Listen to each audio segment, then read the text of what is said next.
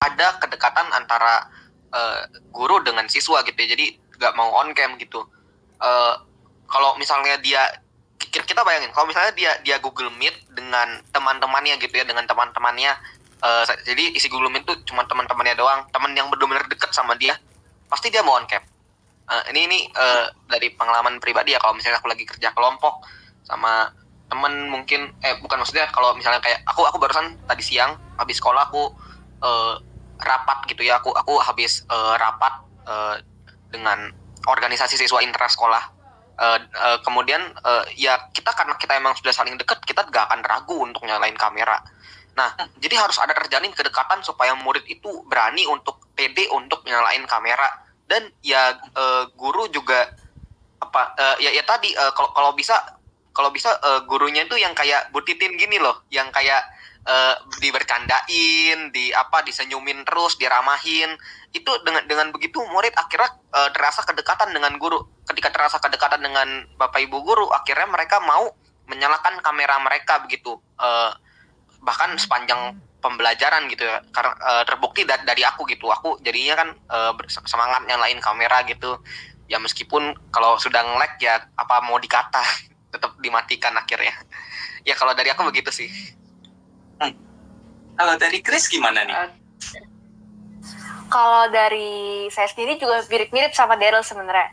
Saya juga setuju banget dengan kata-kata Daryl, kalau misalnya sama orang deket pasti dia bakal berani on cam, sedangkan kalau pasti kelas tuh pasti yang on cam tuh paling cuma segelintir orang, karena itu memang terjadi di kelas saya, mungkin di kelas Daryl juga gitu, dan di angkatan saya juga pasti saya yakin begitu, karena pas kumpul bareng seangkatan juga sedikit sekali yang berani untuk on cam. Jadi selain karena faktor kedekatan, mereka juga kadang belum merasa siap untuk ditampilin, atau lihat teman-temannya nggak on cam, kira aduh kalau misalnya aku on cam ntar diliatin sama orang, jadi kan jadi kayak spotlight gitu kan, karena sedikit yang on cam, yang lain pada off cam. Jadi menurut saya itu jadi faktor banget, karena akhirnya merasa malu, merasa aduh rambutnya berantakan, aduh seragamnya berantakan, aduh kamarnya begini berantakan nih, nggak bisa gitu. Kadang itu yang juga jadi faktor sih menurut saya. Padahal mah yang kelihatan cuma leher ke atas doang ya. Iya. Oke. Nah, sekarang aku mau kembali ke Bu Titin nih. Bu Titin, ini kan tadi kan dari si Grace sama si Daryl kan ngomong membangun kedekatan nih. Kita ada pertanyaan yang masuk banget nih dari Pak Yogi. Kira-kira Bu Titin ini cara apa aja yang udah Bu Titin lakukan untuk membangun kedekatan dengan murid yang baru nih? Karena kita kan baru mulai tahun ajaran baru nih, dan kita belum tahu karakter mereka nih. Kira-kira kita harus gimana nih biar bisa dekat sama mereka? Terus ditimpali juga nih sama Pak Arjo nih. Terus gimana sih menjembatani hubungan emosi yang hilang sejak ada pembelajaran daring yang mungkin kita bisa tapping atau yang lain? Apakah kita harus banyak video chat private dengan muridnya? Apakah harus sering ngobrol seputar masalah sehari-hari? Kira-kira dari Bu Titin tipsnya gimana nih? Biar bisa dapet nih momen-momen yang wow seperti Grace dan Daryl ini, biar mereka mau on cam terus. Oke, pertanyaannya menarik nih ya. Jadi saya yang di ini. Kalau ditanyakan sih posisinya berbeda ya. Kalau lalu nih mungkin Kak Gusman juga nggak percaya nih, kita baru kenal 1 tahun nih. Karena bukan mereka yang baru, tapi saya yang baru. Oh, tadinya saya kira udah 4 angkatan. Nah, iya benar kan, seharusnya sih begitu ya. Seragam di mereka udah nggak muat di saya ya. Oke, nah kalau misalnya ditanyakan nih, gimana sih cara membangun kedekatan dengan sesuatu yang baru gitu ya? Mungkin kalau semisal memposisikan diri saya malah yang baru mengenal mereka, mungkin B ini Kak Gusman, kalau semisalnya si yang Pak Yogi yang baru kenal murid baru gitu ya, kelas 7, kelas 10 gitu ya. Nah, kalau berdasarkan pengalaman yang masuk nih, yang baru, artinya tetap ketika saya orang baru atau orang baru ketemu saya, artinya saya baru kenal. Lakukan adalah pendekatannya itu gimana saya bisa mendengar mereka. Jadi lebih kepada mendengar. Nanti kita akan bahas Bapak Ibu sesuatu dimulai dari empati. Berbicara tentang empati, maka akan ada banyak hal yang kita lakukan untuk menjalin kedekatan itu. Nah, kalau mungkin tapi kan murid saya bukan kayak Grace dan Daryl gitu ya, yang kita kasih umpan, ya mereka narik balik gitu, kita bisa nyambung gitu ya. Tapi sebenarnya itu juga membuka diri. Mungkin kalau misalnya saya masuk ke Grace atau Daryl, tapi dengan wajah serius, dan bercanda, saya langsung to the point gitu ya, materi-materinya. Pun mereka ngerasa awkward gitu ya. Ini Bu Titin masih baru ketemu, udah bahasnya IPA mulu gitu ya misalnya. Kalau ditanyakan, apakah saya langsung kepoin mereka? Grace, pernah suka siapa sih di sekolah? Kan enggak ya. Itu mau blok, Bu Titin di blok gitu ya. Bahaya di Grace, jangan sampai ya. Daryl gitu ya, ketika misalnya saya bahas dia buat story gitu ya tentang kopi gitu ya, lalu aduh Daryl kamu banget nih suka kopi gitu ya, nah ini dia lagi minum nih, ini sebenarnya masalah nih dengan saya nih, karena saya lagi nggak minum kopi. Oke. Tapi kalau misalnya dia dikatakan caranya adalah ketika kita mulai membangun yang empati, Bapak Ibu. Empati itu adalah seperti bagaimana keadaan mereka saat ini. Itu tuh bukan maksudnya bukan hal yang jarang kita dengar ya, kata empati. Ketika saya sudah membayangkan gitu ya, ketika saya membayangkan bagaimana atau Daryl atau siswa yang lain ketika mereka belajar dari rumah, bukan hal yang mudah. Sehingga ketika memulai kelas kita bicara dari kesepakatan. Kesepakatan adalah bicara tentang diskusi, apa yang kita bareng. Ini kelas kita 1 tahun ke depan mau gitu, itu akan lebih terbuka gitu, ungkapkan pendapatnya. Nah, kemudian untuk menjawab, kalau dikatakan apakah kita harus private chat? Kalau mungkin Kak Agusman pikir kita itu akan tiap hari gitu, atau sebenarnya tidak. Gitu ya, bahkan dengan Grace atau Daryl gitu. Ketika kita ngobrol, bisa aja kita ngakak gitu ya, misalnya bahas tentang IPA pun gitu ya. Tapi kita juga sama tawa gitu ya. Karena apa gitu? Karena akhirnya kita sedang sama-sama untuk membangun relasi. Jadi sebenarnya itu bicara tentang dua arah. Gitu ya. Bukannya misalnya nih, tapi kan siswanya pasif. Berarti sejauh apa lebih tepatnya benar-benar niat, itu yang pertama. Kemudian benar-benar lebih tepatnya punya semangat untuk mengerjakan itu. Nah, jadi kalau misalnya mungkin bahasannya setelah ini, Kak Gusman, ada nanti yang ada beberapa tahap yang mungkin berhubungan dengan apa yang ditanyakan oleh Pak Arjo tadi gitu ya. Bagaimana menjembatani hubungan emosi yang hilang gitu sejak ada daring. Karena nggak bisa dipungkiri ya, ketika kita terkadang kesannya memberikan tugas atau mengajar itu dengan cara mereka itu udah cukup enak tanda kutip ya, apalagi kalau ngajarnya siang. Mereka udah dapat materi dari pagi gitu ya. Belum lagi misalnya banyak tugas. Kalau misalnya saya baru masuk kelas, itu yang ada mereka lebih banyak curhat duluan. Bu ini gitu ya. Karena apa? Karena memang itulah kondisi alami. Tapi kalau misalnya saya bilang, aduh buat gitu ya, pasti mereka akan ngerasa, nggak asik nih mau Titin gitu ya. Atau misalnya nggak asik nih curhat sama ibu ini gitu. Sebenarnya kita sebagai pendidik berusaha untuk dekat, bukan hanya saya aja.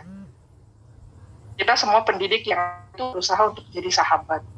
Jadi sahabat itu nggak mudah Bapak Ibu, karena harus masuk ke dunia mereka. Nah, mungkin bisa saya sampaikan gitu ya. Nanti kita bisa dengar nih versinya Grace dan nanti mungkin di tahap selanjutnya, di slide selanjutnya, Kak. Boleh kita lanjut ke slide dulu, Kak? Ya. Nah, ini yang Bapak Ibu mungkin ini sedikit menjawab dan ini cukup familiar gitu ya, metode dalam berkomunikasi. Sebutnya itu OTFD gitu. Jadi ini udah cukup tulisan yang membahas tentang ini. Jadi itu adalah singkatan dari standar gitu ya. Bukalah pintu masuk itu.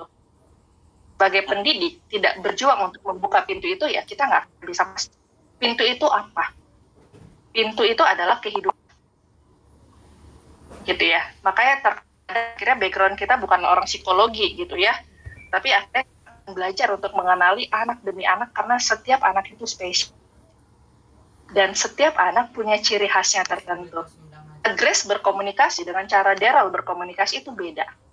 Cara mereka menyampaikan sesuatu dengan ekspresif, itu berbeda. Dan cara saya mendekati Grace dan itu pun berbeda. Nah, lalu apa OTFD ini gitu ya? Boleh next, Kak Gusman? Bapak Ibu mungkin kalau searching gitu ya, sebenarnya ini banyak tentang OTFD ini. Dan saya nggak tahu apakah Bapak Ibu juga familiar dengan ini. Kalau misalnya dikatakan O-nya open itu kita bisa hubungkan dengan observation. Jadi Bapak Ibu ketika kita observasi mulai ke dalam kehidupan si anak, termasuk mungkin ini kita kan cuma punya jam di mata pelajaran kita ya, kecuali kita ada kelas. Kalau wali kelas kita punya banyak jadwal lah ya, kita bisa ketemu pagi dan pas closing gitu ya, closing.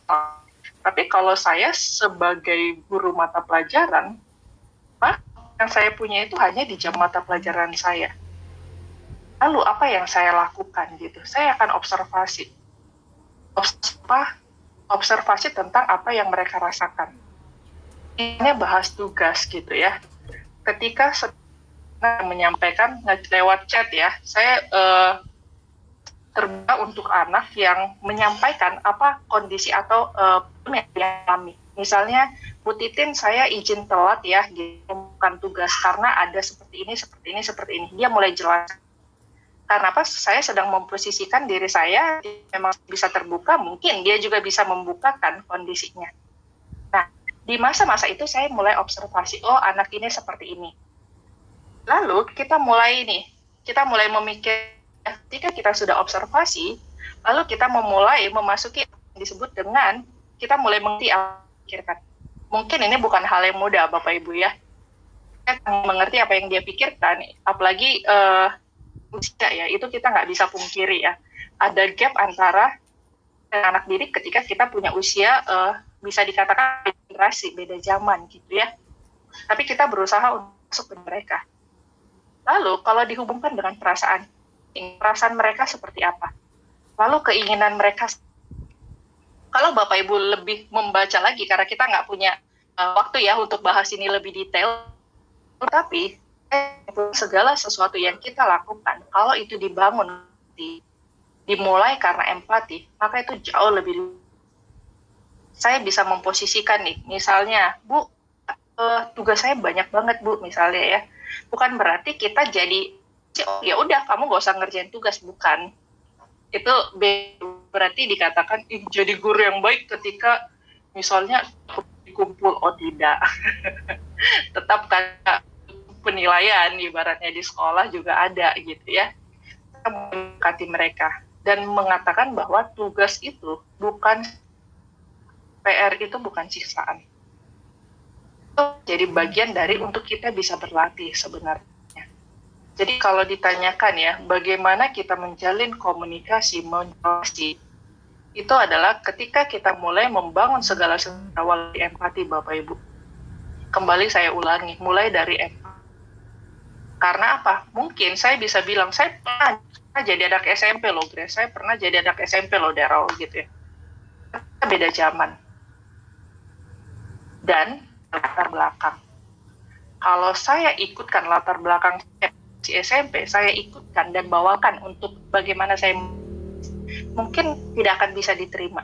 Karena dulu waktu SMP ya, kalau dulu mah gurunya nggak peduli, ibaratnya kasih tugas kumpul ya 0 gitu loh. Nah, sekarang kita nggak bisa posisikan seperti itu. Artinya kita tahu apa yang terjadi dengan mereka, apa yang dialami oleh Grace dan itu ya. Sehingga kita juga tahu keinginan mereka itu apa. Nah, lalu di mana sih kita bisa menemukan ini semua? Apakah pribadi? Sebenarnya di dalam kelas itu kita mendapatkan ini Bapak Ibu. Jadi saya punya, kalau misalnya ini nih contoh-contoh, saya selalu print seperti ini. Lagi ini baru semester baru gitu ya. Jadi saya nggak langsung ingat sama, meskipun semuanya ada di di layar ya. Tapi saya lebih suka kalau saya pakai ini. Sehingga kita bisa tandain. Mungkin kalau semisal anak-anak yang memang lebih suka dipanggil nama panggilan gitu ya. Jadi dia merasa dekat. Dan saya pastikan untuk mereka bisa ketika nama mereka disebut. Kalau misalnya Grace atau Daryl mengalami hal yang kayak gitu ya. Mereka rasakan gitu ketika berada di kelas. Tapi yang pasti ketika kita bisa sebut nama mereka, mereka juga mulai akan respon. Ketika kita menunjukkan kalau kita terbuka dengan opini mereka, mereka juga pasti akan tidak sungkan apa yang mereka pikirkan. Nah, itu sih kalau misalnya apa sih OTFD ini, nanti Bapak Ibu boleh kalau misalnya untuk penjelasan lebih lanjut. Tetapi kita belajar lalu kita melihat bagaimana pikiran perasaan mereka lalu sehingga tujuannya tetap itu adalah ketika mereka bisa menjadi anak-anak yang luar biasa. Mereka punya keunikan masing-masing ya. Karena kita mengatakan semua mata pelajaran Daryl harus 100 meskipun Daryl, tapi ada bagian-bagian di mana dia ingin lebih tinggi hobinya di situ gitu. Grace juga seperti itu. Jadi maksimalkan apa yang menjadi kekuatan mereka, tapi apa yang bukan juga dibiarkan. Tetapi mari kita upgrade standar masing-masing, bukan menyamaratakan. Kak, kalau misalnya boleh next, Kak. Oke, nah Bapak Ibu untuk membangun relasi antara pendidik dan anak didik. Ini yang kita gunakan ya. Kalau misalnya nih, Bapak Ibu, kalau kita di kelas, di sekolah Atalia kita pakai Google Meet ya. Kalau misalnya kita pakai Google Meet, kita ketemu gitu, bahkan buka ruang nih, kalau misalnya ada siswa yang butuh jam tambah gitu. Jadi kalau misalnya nih ada yang butuh jam tambahan, kalau misalnya ada yang tidak mengerti satu hal, maka guru sehingga biasa kalau misalnya kita pulang sekolah, maka akan ada jam tambahan. Kemudian WA itu sudah pasti Bapak Ibu, karena WA. Jadi kalau khusus di mata pelajaran saya, WA, kemudian Instagram, termasuk juga hanya online sebenarnya ya, meskipun ya apa ya, tahu cara pendekatan anak sekarang dengan yang dulu itu, ketika kita mulai menunjukkan perhatian dengan comment story, menunjukkan kalau kita itu diperhatiin, benar nggak sih? Kalau memperhatikan melalui sosial media gitu. Kemudian kita juga bisa pakai, ini saya ada buat Line, itu kalau memang ada beberapa anak yang lebih suka pakai Line, Canva, lalu Padlet. Nah, tadi saya nggak tahu nih, kayaknya ada yang bertanya gimana sih cara kita membangun emosi gitu ya. Apakah tadi sama gitu. Saya bisa mengenal mereka juga lewat apa yang mereka tuliskan gitu. Jadi untuk beberapa pakai, apakah itu mereka bisa tuliskan atau mereka tuliskan di Padlet, mereka bisa menceritakan nih tentang mereka. Nah, jadi itu cukup membantu membuat kita bisa, oh ya anak ini sukanya begini gitu ya, anak ini menceritakan dirinya lalu show up gitu ya, tapi dengan cara yang berbeda dengan temannya, kita juga harus lihat. Karena menurut saya, jadi ketika ada, tanda kutip kita sebut ada anak bermasalah di sekolah, mungkin kalau menurut saya anak yang butuh diperhatikan lebih tepatnya, sehingga cara dia itu dengan ekspresi yang mungkin tidak biasa. Jadi kalau Kak Gusman yang biasa kita lakukan gitu. Mungkin boleh Kak ke pertanyaan kalau misalnya ada. Nah, Bu Titin, nah ini menarik sekali nih seperti yang teknik-teknik yang sudah Bu Titin ceritakan, yang OTFD tadi, yang open the front door itu. Nah, saya suka banget nih. Kenapa? Karena kan kita harus membangun empati dulu. Dan menurut saya itu udah jawaban banget dari, ada 2 pertanyaan sih. Ada yang tadi bilang, fenomena saat ini ketika kita belajar daring itu, anak-anak cenderung lebih tidak sopan. Dan dari Bu Megawati juga menanyakan hal yang serupa. Kira-kira Bu, gimana sih caranya biar kita ini melakukan pendekatan dengan anak yang tidak terbuka, tidak menghormati guru, atau mungkin kurang menghormati guru, tidak mengerjain tugas, dan tidak ada kemauan belajar. Nah, ini cara kita tappingnya, cara kita komunikasinya dengan mereka kira-kira gimana nih, Bu? Maksudnya dengan step yang tadi dijabarkan OTFD itu gimana itu kita masuknya? Oke, thank you Kak Gusman. Bu Megawati ya, kalau pendekatan pada anak yang tidak terbuka, yang tidak menghormati guru, ini udah beda case ya. Tidak terbuka, tidak menghormati guru, tugas, dan tidak ada kemauan belajar. Jadi bisa dikatakan kalau semua yang dijabarkan Bu Mega, wah lumayan PR untuk pendampingannya pastinya gitu ya. Nah, dikatakan bagaimana untuk anak yang gitu, mungkin pendekatannya mungkin lebih soft gitu ya. Misalnya kita dekatin versi Grace atau Daryl nih, yang lebar mereka bisa jelasin panjang kali lebar, Kak Gusman.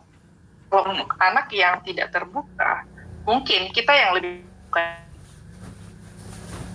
Nah, jadi kalau dari jam pelajaran, kalau di sekolah kita ada KTB ya, jadi kelompok tubuh bersama gitu ya.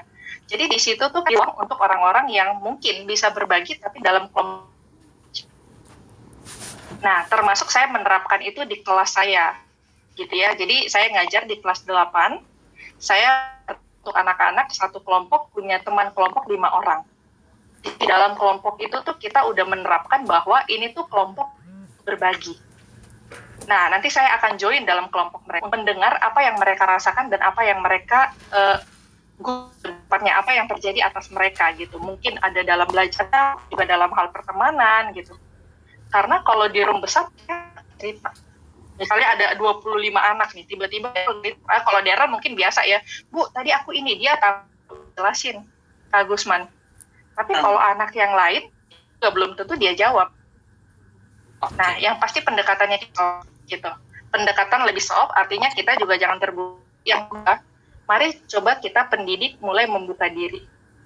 Saya kalau kasih contoh itu mungkin lebih dikatakan makanya mereka mulai kenal.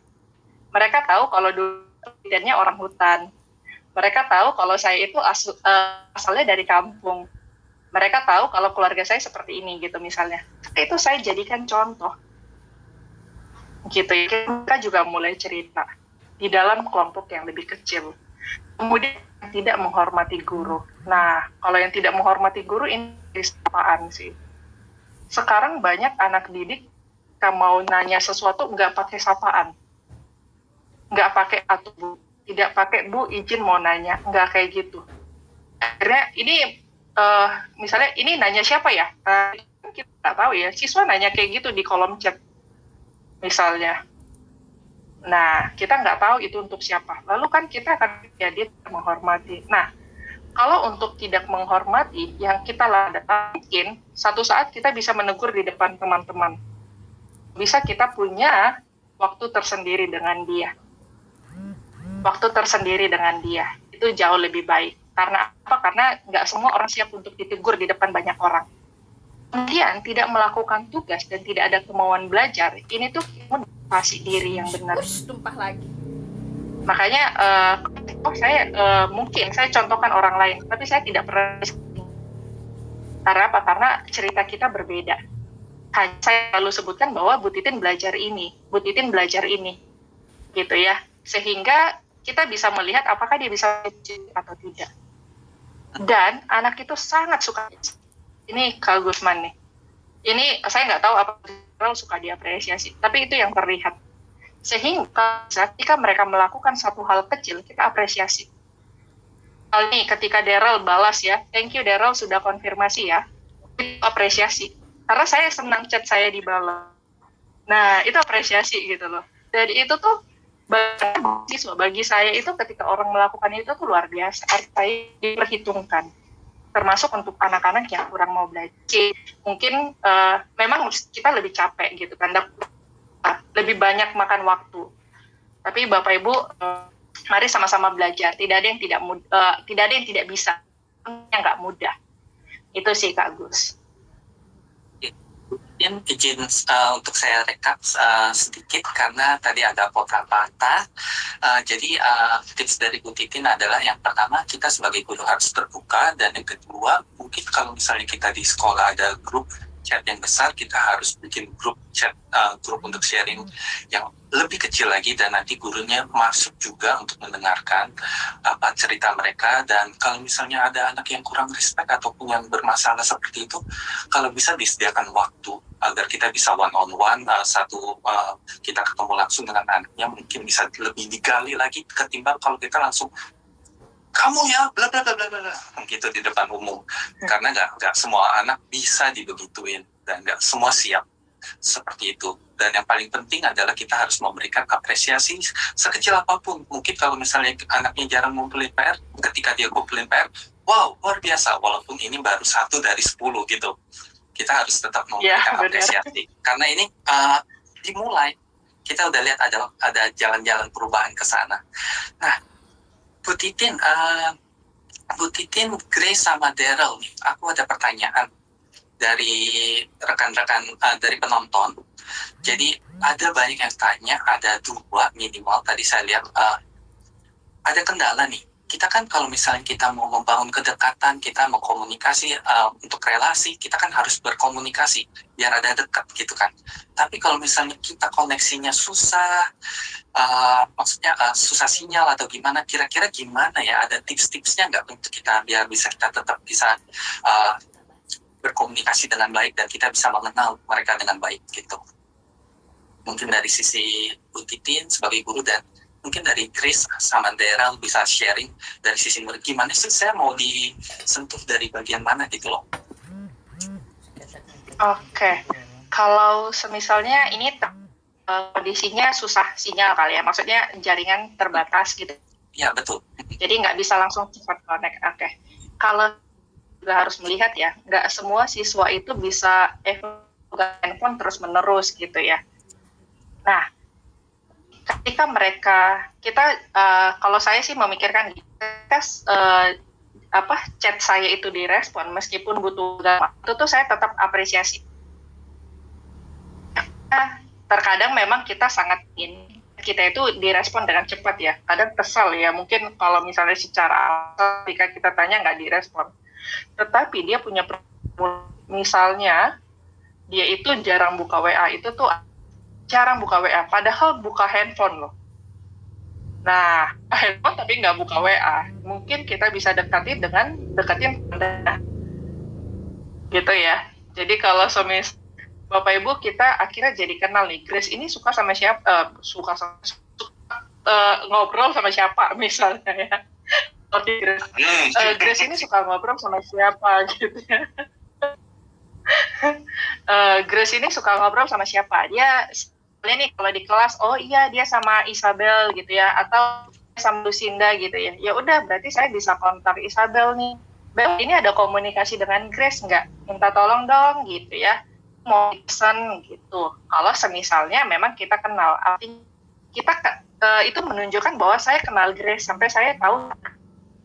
Itu teknik yang kita lakukan, Bapak Ibu guru juga sekolah. Ketika satu anak tidak respon, karena gini, bisa dari chat saya.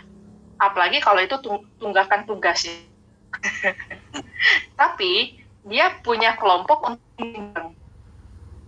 Nah, dia punya kelompok main bareng. Jadi di kelompok game aktif merespon, sehingga saya titip pesan bisa gitu ya. Kemudian kita juga bisa melalui orang tua. Kita disebut partner ya. Kalau kita itu berpartner, artinya tentang kehidupan anak, baik itu di sekolah atau di rumah, butuh kerjasama. Kita tahu perkembangannya mereka. Mungkin itu sekilas dari saya, Kak, supaya masih keburu waktu Daryl nih. Silakan. Iya, tadi pertanyaannya itu bagaimana cara membangun kedekatan jika terkendala jaringan ya? Oke. Ya kalau dari aku sih kalau terkendala jaringan itu bisa banyak cara sih. Ya bisa kalau pasnya jaringannya sedang baik itu bisa melakukan yang seperti Bu Titin lakukan gitu ya ketika meet diajak ngobrol segala macam, dan bisa juga ya tadi dijangkau lewat media lain, tidak harus media yang dipakai oleh sekolah, media-media yang dipakai oleh sekolah seperti Google Meet dan Google Classroom, tapi juga bisa media-media lain yang tidak dipakai sekolah, misalnya WhatsApp, Line, dan DM Instagram. Nah, kalau seperti WhatsApp, Line, dan segala macam itu memang sih pakai koneksi juga, cuma maksudnya tidak seberat jika kita harus melakukannya via Google Meet kan. Jadi bisa gitu di chatting gitu misalnya gitu ya, di WhatsApp orangnya diajak ngobrol via chat, atau kayak ya biasa Buditin lakukan ke aku, nimpalin story lagi story foto apa kopi gitu, dibales enak banget nih. Ya itu bisa tuh, itu bisa hal-hal semacam itu dilakukan dengan membangun kedekatan melalui media-media lain yang tidak dipakai oleh sekolah, itu bisa. Atau ya tadi yang seperti Bu Titin sampaikan, ya dijangkau lewat teman-teman yang dekat sama dia. Ya begitu sih yang bisa aku bagikan. Terima kasih, Daryl. Kalau dari Grace ada tambahan mungkin? Ya, ada Kak. Jadi saya juga setuju banget sama yang tadi Bu Titin dan Daryl udah sampaikan ya. Jadi kan kalau di Meet itu kan situasinya kan langsung kan. Pembicaraan tuh secara langsung. Sedangkan di WA tuh bisa dibalas nanti. Dan walaupun dibalas nanti itu juga membentuk suatu komunikasi. Jadi menurut saya juga penting banget untuk di chat lewat WA atau dijangkau lewat tadi DM Instagram atau Line misalnya. Nah, salah satu hal yang mungkin mempengaruhi juga menurut saya itu adalah gaya typingannya. Karena kan kalau misalnya offline itu kan kita bisa lihat ekspresinya, terus dia ngomongin nadanya bagaimana. Sedangkan kalau di WA itu kita nggak tahu, kita tebak-tebak nada dia ngomong kayak gimana. Misalnya gurunya cuma minta tolong kerjain tugasnya ya, tapi kita bacanya marah-marah gitu gurunya. Kadang kan ngeri kan kita juga sebagai siswa. Jadi mungkin di situ mungkin juga bisa menjadi saran buat Bapak Ibu guru dan juga buat siswa-siswi yang nonton. Kalau gaya typingan itu juga penting untuk impression gitu. Mungkin bisa pakai emoji atau ketiknya jangan terlalu singkat. Nah, itu juga mempengaruhi siswa untuk menanggapi gitu. Betul. Saya cukup setuju dengan yang chatting lewat temannya, minta disampaikan pesan.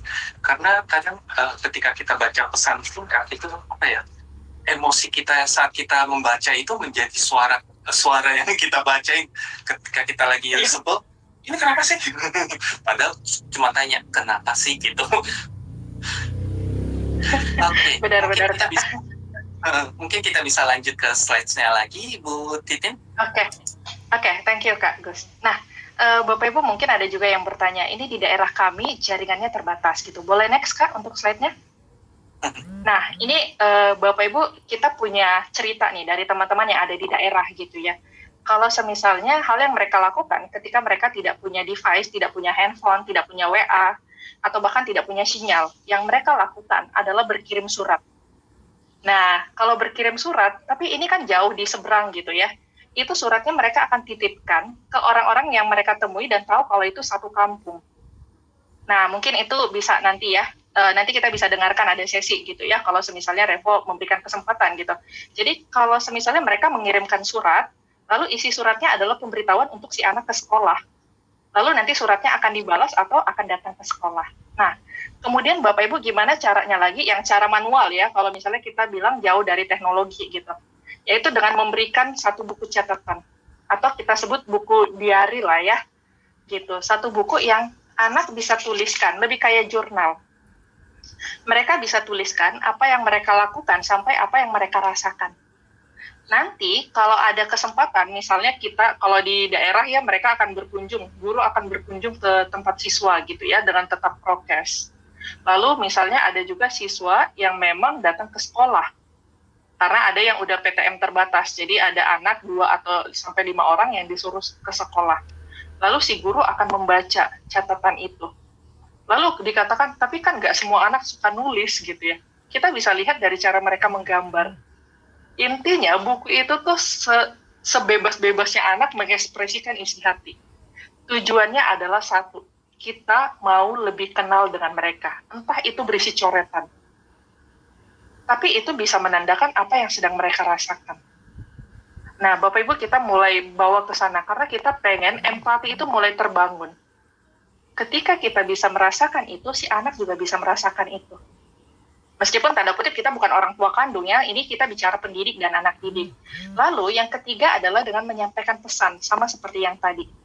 Kita bisa menyampaikan pesan, mungkin lewat orang tua gitu ya. Kemudian bisa juga lewat teman. Karena kalau tadi saya baru keingat nih yang Grace sampaikan, terkadang respon kita ketika kita sedang chat ya Kak ya, kalau kita responnya sedikit lebih panjang tapi dengan kalimat yang enak dibaca, itu tuh artinya orang yang balas itu tuh senang kita kirim chat. Nah, meskipun isinya itu tentang mengingatkan tugas. Gitu. Artinya apa? Artinya kita itu sedang peduli. Nah, Bapak Ibu terakhir gitu ya, saya ingin menyampaikan bahwa komunikasi yang dibangun dari empati itu tuh jauh lebih powerful. Komunikasi yang berasal dari empati terhadap orang lain jauh lebih powerful. Sebagai guru mata pelajaran apapun kita. Sebagai apapun sebenarnya profesi kita. Mungkin yang dengar ini bukan hanya guru gitu ya. Tapi intinya adalah bukan hanya bicara ke siswa ya. Tapi kepada orang lain, kepada rekan guru sekalipun. Ketika kita mulai dari empati itu tuh jauh lebih baik. Jauh lebih powerful. Nah mungkin itu sih Kak untuk sharing dari kita bagaimana menjalin relasi. Bagaimana mulai merasa dekat tanpa berpura-pura dekat gitu ya. Itu amat sangat susah ya. Karena untuk dekat aja susah, apalagi untuk berpura-pura. Untuk bahagia aja susah, apalagi pura-pura bahagia. Benar nggak Grace Daryl? Nah, itu sih. Oke. Sebagai penutup, ada kata-kata lain lagi dari Grace dan Daryl? Mungkin mau nambahin tentang bagaimana kita membangun komunikasi, mungkin untuk bisa Bapak Ibu guru dan bisa juga untuk teman-teman lainnya yang seumuran kalian, mungkin bisa di-sharing tipsnya. Oh iya, boleh Kak. Kalau dari saya sendiri, menurut pengalaman juga, dan juga tadi saya sempat tanya-tanya ke teman saya juga, mengenai kenapa sih ada kalian atau siswa-siswa lain tuh jadi malu untuk nanggepin guru, malu untuk on mic, on cam. Padahal kan istilahnya kalau dari sudut pandang yang suka aktif nyalain kamera, kayak apa sih susahnya nyalain kamera doang, susahnya jawab doang, padahal segampang itu gitu istilahnya. Tapi setelah saya dengar jawabannya, terus make sense juga.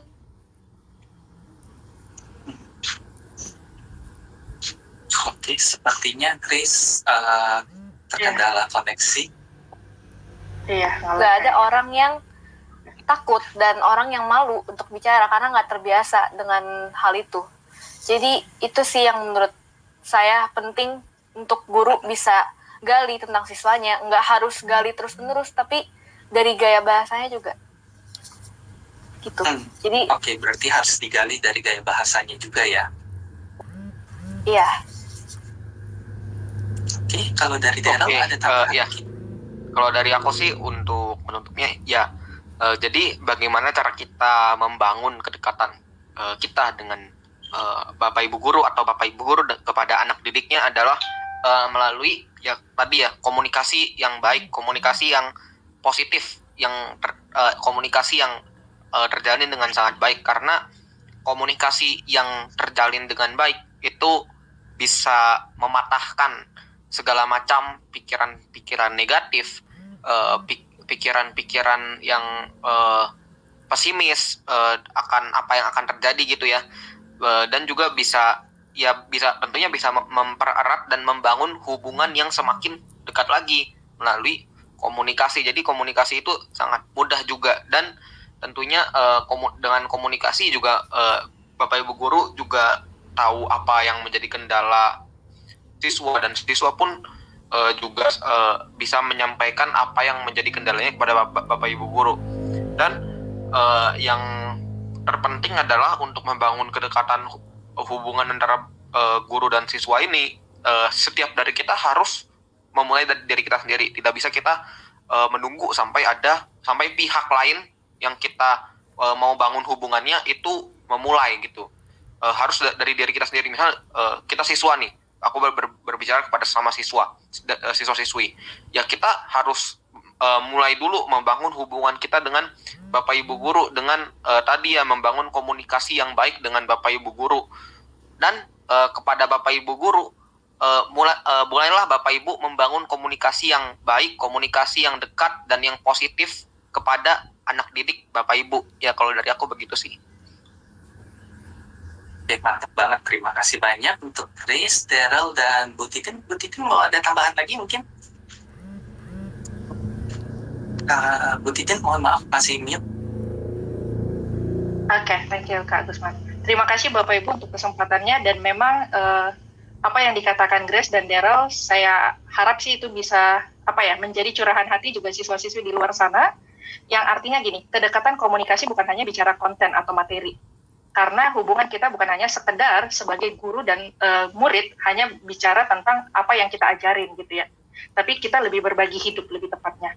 Mulai dari berbagi hidup dalam hal karakter yang baik, berbagi hidup kesaksian yang baik, berbagi hidup tentang cerita hidup lah ya lebih tepatnya. Karena di luar sana nanti ketika mereka udah jadi alumni, mungkin yang mereka ingat bukan materi yang saya ajarkan, tapi yang mereka ingat adalah nilai-nilai hidup yang kita ajarkan. Semangat Bapak Ibu, jadi apa yang kita bicarakan, apa yang kita lakukan, itu tuh menjadi nilai hidup yang mungkin akan dicontoh oleh anak-anak kita nanti ketika mereka lulus dari sekolah. Thank you Kak Gusman. Oke, baik. Terima kasih banyak untuk Bu Christina, Grace, dan Daryl. Kita akan masuk besok. Bapak Ibu sekalian, jangan lupa kita ada belajar dengan Google Classroom di Belajar ID dengan Pak Budi Utomo di jam 3 sampai jam 4. Jangan lupa linknya adalah bit.ly/fitur Classroom Belajar ID. Nah, kita akan belajar bareng-bareng nih gimana cara ngulik Google Classroom di Belajar ID ini. Dan di sore hari kita ada Pak Umar lagi, kita ada kuisis kembali ke sekolah dengan di linknya di bit.ly/kuisis sekolah di jam 6.45 sampai jam 7.45. Oke, webinar sore hari ini kita akan mendapatkan 1 buah sertifikat partisipasi untuk 30 jam webinar periode 1 April sampai 31 Juli. Caranya gimana? Isi daftar hadir minimal 30 sesi yang hanya akan dibuka selama 12 jam. Ingat, 12 jam saja. Setelah live webinar ini berakhir. Masuk kemana? bit.ly/absen webinar sore. Atau boleh juga langsung difoto QR code-nya. Dan sertifikat ini akan dikirimkan setelah Anda berhasil menonton webinar dan mengisi daftar hadir dengan akurat dan benar minimal 30 sesi dari periode 1 April sampai 31 Juli 2021. Tips saya adalah pastikan Bapak Ibu menggunakan email yang sama. Jangan sampai ganti-ganti email terus. Nanti diulang lagi, biar nyampe 30 jam. Dan kita juga ada komunitas pendidik abad 21, Bapak Ibu Guru, kita persilakan untuk mengikuti dan join grup ini adalah ada di bit.ly/guru